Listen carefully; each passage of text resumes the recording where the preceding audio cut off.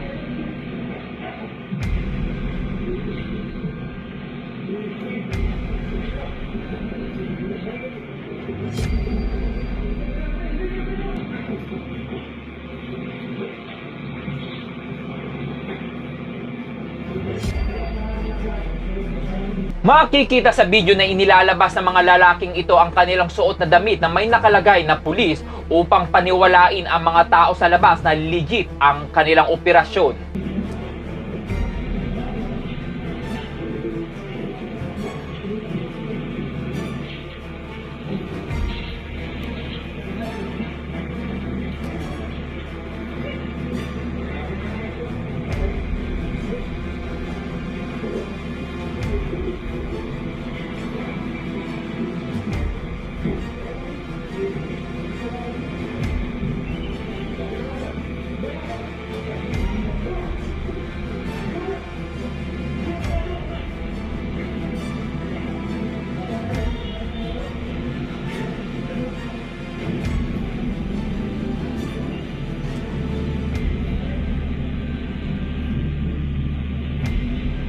Isang pagpapatunay na kailangan talaga na magkaroon ng ngipin ang ating batas at dapat mas maging matapang ang mga namumuno sa ating bansa upang maprotektahan tayong mga Pilipino.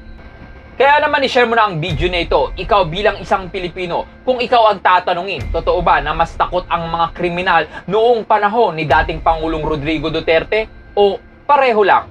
Well, i-comment mo na ang iyong reaksyon sa video sa baba.